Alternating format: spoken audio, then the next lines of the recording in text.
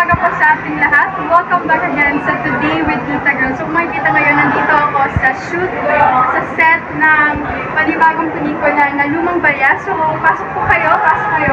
Dito tayo sa shooting nila. So kung makikita ninyo ay magsasama-sama muli sa isang pelikula ang mga dating gumanap sa puso ng pandemya. At ngayon ay palit-bago na silang pelikulang gaganap at magsasama-sama sila para bigyan tayo ng lesson at bigyan tayo ng mga inspiring na mga morals sa buhay. So, pasok kayo. Kung makikita niyo dito yung ilan sa mga production nila, nandito yung kung saan ginaganap yung sila. Nandito po tayo ngayon sa set ng Lumang Barya at makakausap po natin ang isa sa mga bida ng Lumang Barya. Nakikita niyo naman po ay ito po ang set nila ang kanilang pelikula. Kung makikita niyo, so yung kakausapin natin si Mr. So, Mr. Kaden, kamusta po kayo? Ano po nararamdaman niyo? Masaya. From 1 to 10, gano'n ka na kasi? Bakit ganito? Kasi thriller. Ano po yung nararamdaman niyo ngayon? Kasi makakatrabaho niyo po ulit yung mga nakatrabaho niyo na sa puso ng pandemya. Masaya naman. Sila ulit ang mga trabaho. May chemistry na kami. May chemistry ba? So ano po yung sabihin niyo po yung nagkaiba ng pandemya sa Lumang Barya?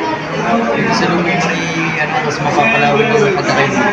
Wow, pagkakaibigan. So i-highlight ang pelikula ito ang pagkakaibigan. Tama po ba? Okay. So, Mr. Kaden, maaari niyo po ba kami bigyan ng background about sa character niyo? Ano po yung mga characteristic? Mabait po ba ang inyong character na si Ivan? Mabait po ba siya? Matulungin? Ano pong klaseng kaibigan po si Ivan? Mabait naman sa iba. Matulungin siya. Okay na mabait. So, Mr. Kaden, pwede niyo po ba sabihin sa amin kung ano po yung nararamdaman niyo? Kasi po nung premiere ng Puso ng Pandemya, ang dami niyo pong fans. May mga Kaidenatics, may Kaidenberg. Maaari niyo po bang kaniyahan yung mga fans niyo na panoorin niyo po yung pelikula? Yung mga fans namin dyan, manood kayo ng aming pelikula. Lumang Barya. Napakaganda nito. Madami kayong matutunan. Pagkatapos nga ng isang successful movie, magkakatrabaho at magkakaisa muli ang ating young actor and actresses para sa isang bagong pelikula na aantig sa ating mga puso.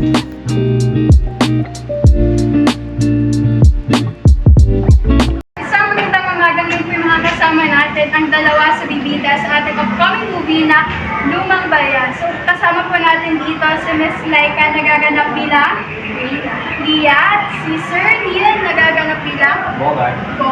So, pwede niyo po ba kaming bigyan ng background about sa character niyo?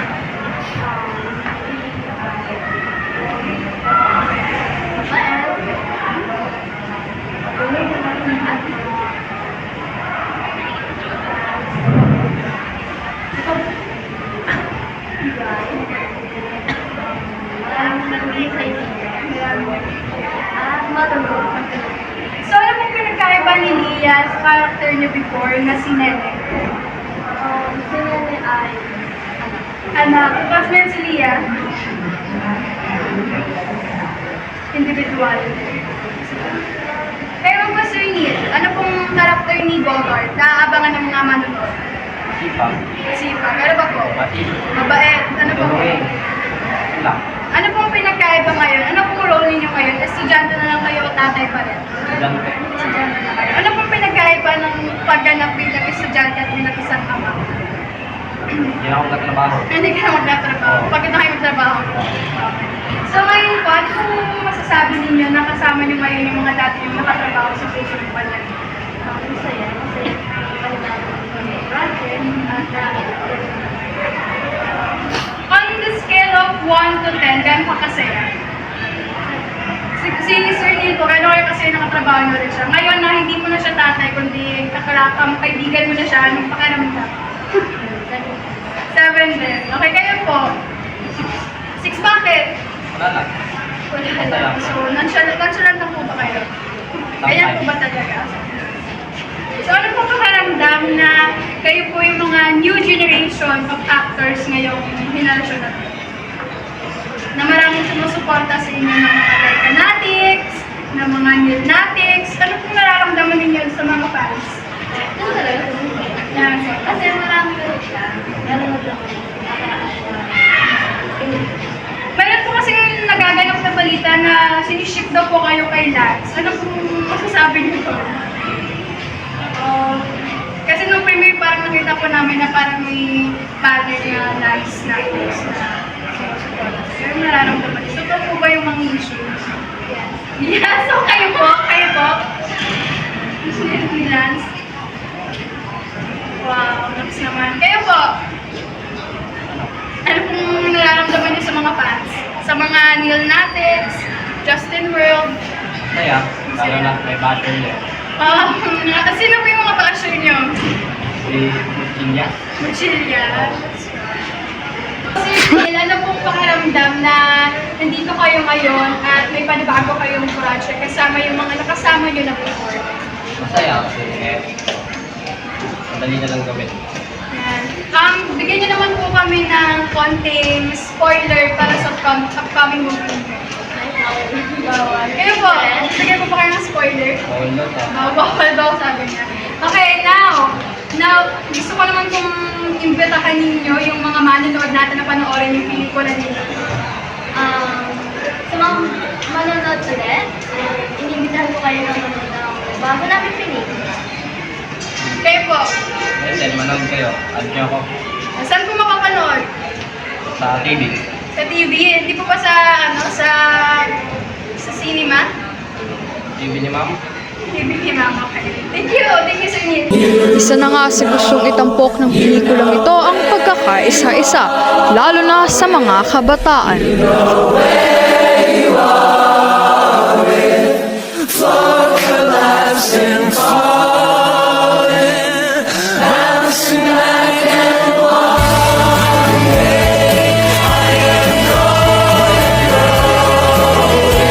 So yan, kasama po natin ngayon ang isa ulit sa mga bibida sa ating upcoming movie at mga panayang po natin siya para sa interview natin para sa upcoming movie nila. Good morning po, ano pong pangalan natin?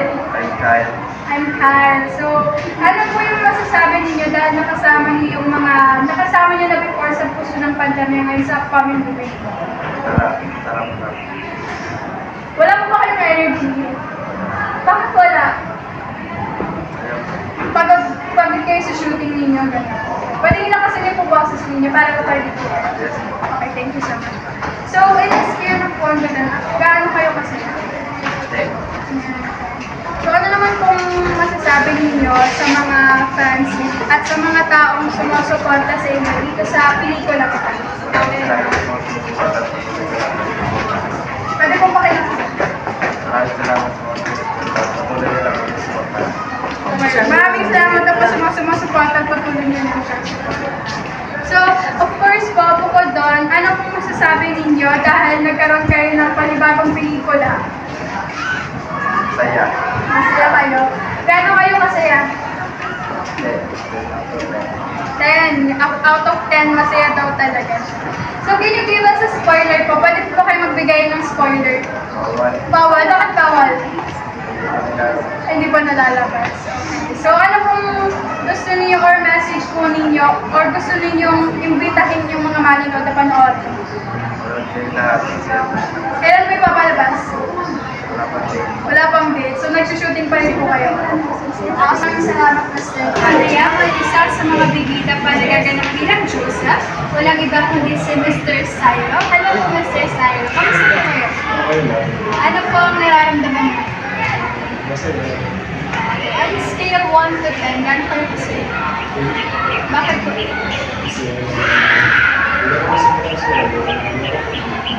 Pwede po ba kayo nakasama mga sasabi?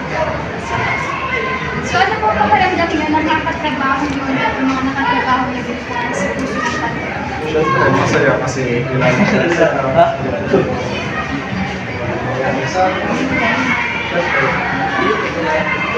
Sino po yung pinakakabags niyo sa set? Si Neil. Bakit po si Neil? Ano po yung mga bonding niyo together na napag-samahan niyo na? Kasama ko. So ano naman po yung masasabi ninyo or ano po yung pinagkaiba ng lumang barya sa puso ng pandemya? ano, syempre, mas marami mga pupunong haral dito, mas intense, tapos, marami lang matutunan ng haral dito. Pwede po ba kayong bigay ng background about sa character niyo as Joseph? Ano, yung isang masigasi, guwapo, tapos, yun lang. Makikita mo naman sa film na palabas. Pwede po nagsabing gwapo. Mag-i siya, una na. Siyempre kayo na yan, di ba? Siyempre, hindi naman kayo mag-artist ko. Dahil nga sa mga nakamit na karangalan, muling lalaban sa film festival si Direk Syra. Kasama na riyan ang kanyang mga nakatrabaho na noon sa puso ng pandemya. Ngayon ay kanilang ipapalabas na sa November 8 ang kanilang upcoming movie na Lumang Barya. Inaanyayahan ko po ang bawat isa na manood ng Lumang Barya this upcoming November 7. Malapit na po siyang ipalabas sa inyong mga cinema. Kaya naman po, wag ninyong patagalin pa at manood na po kayo pagkalabas pa lang po nito. Maraming salamat po sa patuloy na pagsuporta sa pelikulang Pilipino. Maraming salamat po.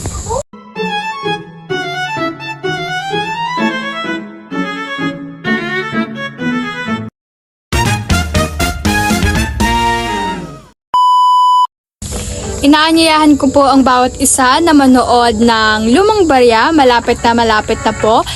This upcoming September... What September?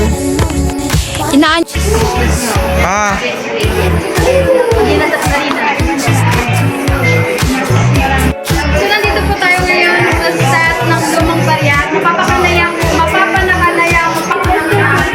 para ma-interview po natin sa upcoming movie nila. So, ngayon nandito po tayo sa set ng...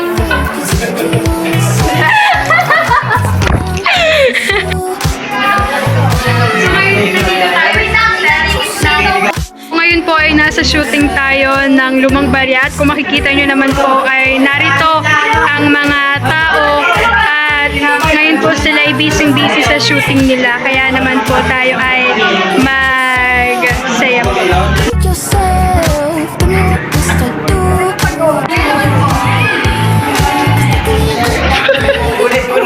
One, two, three, go.